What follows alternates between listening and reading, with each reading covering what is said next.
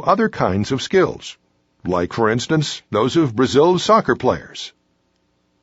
Brazil's secret weapon. Like many sports fans around the world, soccer coach Simon Clifford was fascinated by the supernatural skills of Brazilian soccer players. Unlike most fans, however, he decided to go to Brazil to see if he could find out how they developed those skills. This was an unusually ambitious initiative on Clifford's part, considering that he had gained all his coaching experience at a Catholic elementary school in the soccer non-hotbed of Leeds, England. Then again, Clifford is not what you'd call usual. He's tall and dashingly handsome and radiates the sort of charismatic, bulletproof confidence one usually associates with missionaries and emperors. In his early 20s, Clifford was severely injured in a freak soccer accident, suffering internal organ damage, kidney removal, and perhaps as a result he approaches each day with immoderate zeal.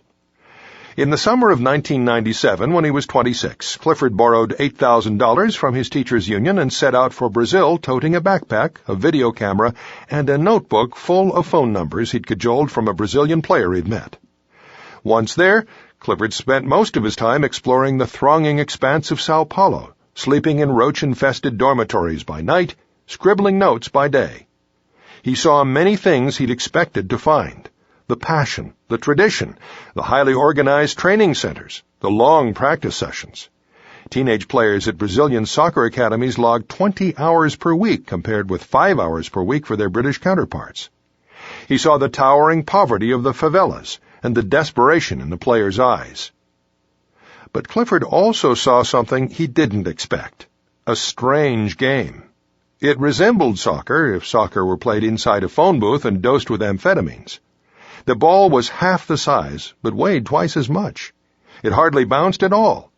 The players trained not on a vast expanse of grass field, but on basketball court-sized patches of concrete, wooden floor, and dirt. Each side, instead of having 11 players, had 5 or 6. In its rhythm and blinding speed, the game resembled basketball or hockey more than soccer. It consisted of an intricate series of quick, controlled passes and non-stop end-to-end action. The game was called Futebol de Salão, Portuguese for soccer in the room. Its modern incarnation was called Futsal. It was clear to me that this was where Brazilian skills were born, Clifford said.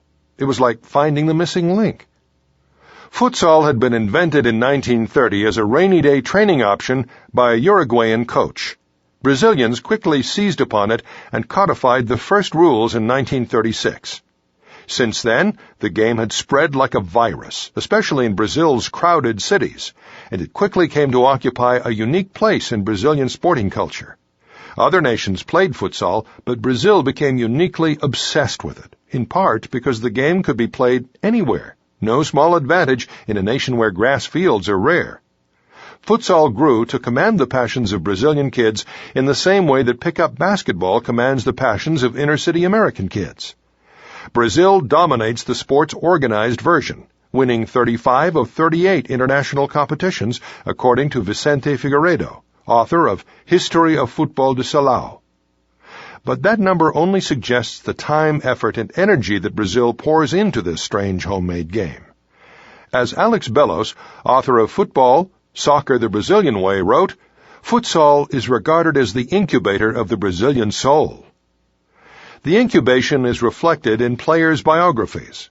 From Pelé onward, virtually every great Brazilian player played futsal as a kid, first in the neighborhood and later at Brazil's soccer academies, where, from ages 7 to around 12, they typically devoted 3 days a week to futsal. A top Brazilian player spends thousands of hours at the game. The great Juninho, for instance, said he never kicked a full-size ball on grass until he was 14. Until he was 12, Robinho spent half his training time playing futsal. Like a vintner identifying a lovely strain of grape, a cognoscento, like Dr. Emilio Miranda, professor of soccer at the University of Sao Paulo, can identify the futsal wiring within famous Brazilian soccer tricks. That elastico move that Ronaldinho popularized, drawing the ball in and out like a yo-yo, it originated in futsal. The topo goal that Ronaldo scored in the 2002 World Cup, again, futsal. Moves like the despero, el barré, and vaselina all came from futsal. When I told Miranda that I'd imagined Brazilians built skills by playing soccer on the beach, he laughed. Journalists fly here, go to the beach, they take pictures and write stories. But great players don't come from the beach. They come from the futsal court. One reason lies in the math. Futsal players touch the ball far more often than soccer players, 6 times more often per minute, according to a Liverpool University study. The smaller, heavier ball demands and rewards more precise handling. As coaches point out, you can't get out of a tight spot simply by booting the ball downfield. Sharp passing is paramount. The game is all about looking for angles and spaces and working quick combinations with other players. Ball control and vision are crucial, so that when futsal players play the full-size game, they feel as if they have acres of free space in which to operate. When I watched professional outdoor games in Sao Paulo sitting with Dr. Miranda, he would point out players who had played futsal. He could tell by the way they held the ball. They didn't care how close their opponent came. As Dr. Miranda summed up, no time plus no space equals better skills. Futsal is our national laboratory of improvisation. In other words, Brazilian soccer is different from the rest of the world's because Brazil employs the sporting equivalent of a link trainer. Futsal compresses soccer's essential skills into a small box. It places players inside the deep practice zone, making and correcting errors, constantly generating solutions to vivid problems. Players touching the ball 600% more often learn far faster without realizing it than they would in the vast bouncy expanse of the outdoor game, where at least in my mind players run along to the soundtrack of Clarissa tootling away on the blue Danube. To be clear, futsal is not the only reason Brazilian soccer is great. The other factors so often cited, climate, passion, and poverty, really do matter. But futsal is the lever through which those other factors transfer their force. When Simon Clifford saw futsal, he got excited. He returned home, quit his teaching job, and he founded the International Confederation of Futebol de Salão in a spare room of his house, developing a soccer program for elementary and high school-age kids that he called the Brazilian Soccer School. He constructed an elaborate series of drills based on futsal moves. His players, who mostly hailed from a rough, impoverished area of Leeds, started imitating the Zicos and Ronaldinhos. To create the proper ambiance, Clifford played samba music on a boombox. Let's step back a moment and take an objective look at what Clifford was doing. He was running an experiment to see whether Brazil's million-footed talent factory could be grafted to an utterly foreign land via this small, silly game.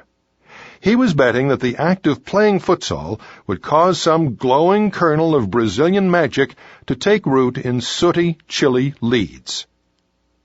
When the citizens of Leeds heard of Clifford's plan, they were mildly entertained. When they actually witnessed his school in action, they were in grave danger of laughing themselves to death at the spectacle.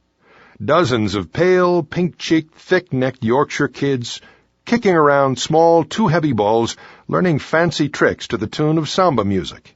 It was a laugh. Except for one detail. Clifford was right. 4 years later, Clifford's team of under-14s defeated the Scottish national team of the same age. It went on to beat the Irish national team as well. One of his Leeds kids, a defender named Micah Richards, now plays for the English national team. Clifford's Brazilian soccer school has expanded to 12 countries around the world. More stars, Clifford says, are on the way.